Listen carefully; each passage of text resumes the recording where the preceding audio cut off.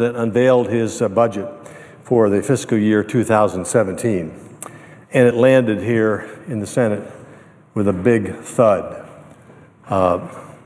This is not the first time that's happened. In fact, when the president's budget has been brought before a vote by the 100 members of the United States Senate, it has not received more than one vote.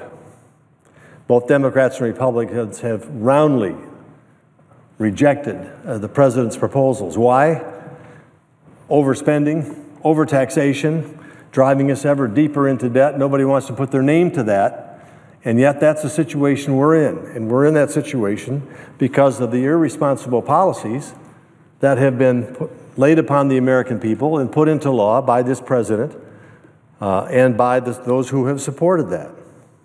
And despite enormous efforts and numerous efforts over the past several years to address this ever-growing threat to our future, all of these efforts, some of them bipartisan even, all of these efforts have been rejected by the president and have failed due to the president's unwillingness to work with the Congress and put us on a path to fiscal solvency. Now, I've been part of that effort now for the last 5 years. All of us throw our hands up in frustration as we watch the debt clock click away ever faster. We watch the debt rising ever greater. When the president took office, our national debt, the money we had to pay back, was $10.6 trillion. It's almost impossible to describe what $1 trillion is. Trust me, it's a lot of money. It was $10.6 trillion. Today, it's over $19 trillion, nearly doubled just in the term of this president. And what have we done about it? Nothing. Some will say a little. We've touched on a little bit. But it continues to rise. And the Congressional Budget Office, a nonpartisan organization that just does the numbers, has told us that in 10 years, the debt will rise to well over $27 trillion. And here's the shocker. The shocker is that the amount of money that has to be spent in paying interest on the debt, you know, nobody's given us this stuff for free. We have to pay interest on it. People would want interest and they want their principal back. The interest on that plus the mandatory spending, that is the automatic spending over which we have no control here unless we put reforms in place, will consume 99% of all the taxes and revenue that's coming in to pay for these programs. So that means we won't be building any roads. We won't be repairing any roads. That means we won't be providing research capabilities to the National Institutes of Health or the Center for Communicable Diseases. That means we won't have money for viable programs in the fields of education, commerce, transportation. 99% is simply of all revenue consumed by just these two items. The mandatory spending, which we have lost control over and refused to take reform actions to address, and the interest that has to be paid.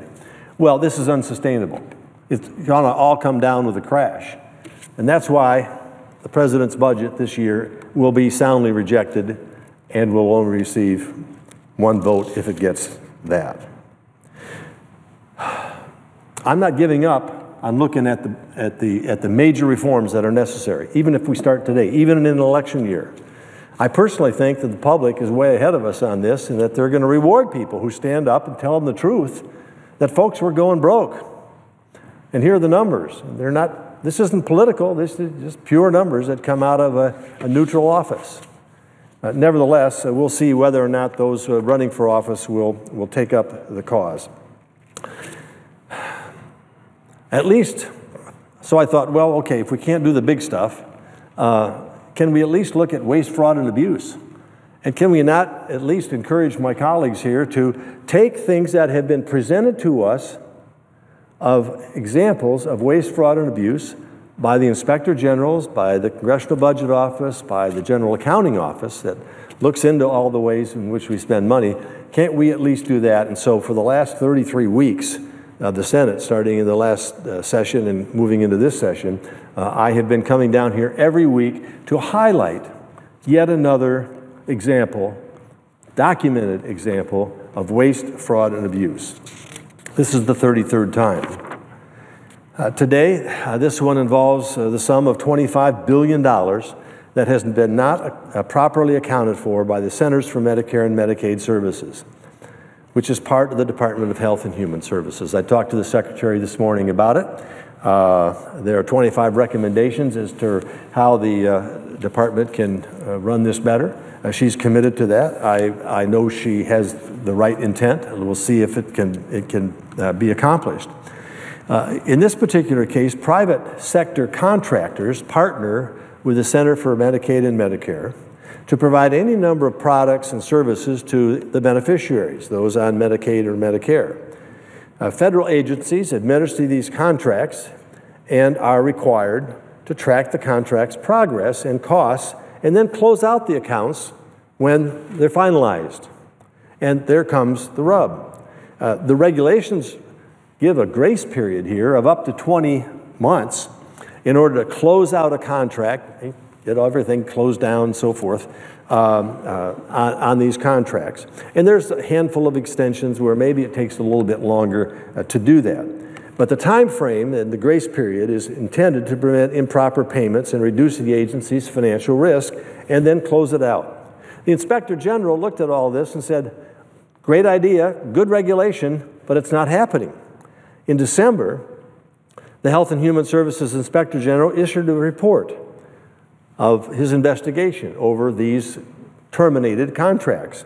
And he noted that there are over 6,000 completed contracts, totaled more than completed, meaning the contract's done, don't need to do any work, but there are over 6,000 contracts that have been completed, but $25 billion in funding is overdue, meaning that they haven't been closed, which makes CMS vulnerable to improper payments. Shockingly, 15% of the completed contracts remained overdue for more than 10 years, even though the regulation says they have to be closed out in 20 months. It shows the ineptness of this bureaucracy. It shows the incompetence of this bureaucracy, the inability of this bureaucracy to manage taxpayers' money in an effective way, to perform their functions in an effective and efficient way. And it's shocking. It's shocking to have the Inspector General come along and say, you got thousands of these contracts that have been completed.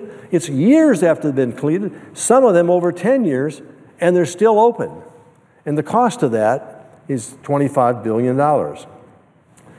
Even worse, the system that CMS has in place to monitor the contracts hasn't been accessible to the Bureau within HHS responsible for closing the contracts. So it's just a complicated mess. And once again, we have a situation totaling about $25 billion that could either be used for more necessary functions or returned to the taxpayer or not taken from the taxpayer in the first place. And so the bottom line is that these have been identified and action needs to be taken. So with that, I continue to add to an ever-growing amount of waste, fraud, and abuse, totaling, since we started now, a grand total of over 155, approaching $156 billion of waste, fraud, and abuse. Now you think, having exposed this, the first thing we ought to be doing here, before we start talking about raising any more taxes, the first thing we talk about whether or not a program should stay in place or not stay in place, is go after the documented waste, fraud, and abuse and stop this outrageous waste of money that is occurring. So next week I'll be